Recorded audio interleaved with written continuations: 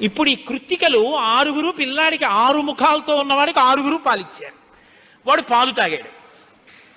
పుత్రస్త్రైలోక్య విఖ్యాతో భవిష్యతి న సంశయ. కార్తికేయుడని మేం పిలవడం కాదు, 3 లోకాల్లో పిలుస్తారు ఈ పిల్లాన్ని. సరేనా అన్నారు దేవతలు. అప్పుడు వాళ్ళు పాలిచ్చారు.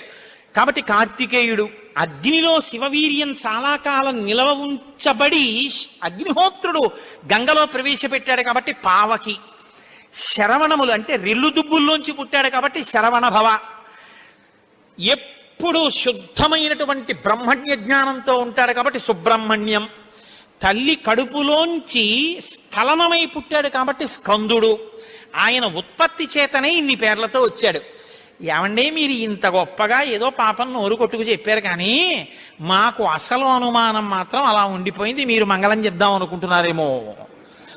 అలా అనత్సా దేవతలు.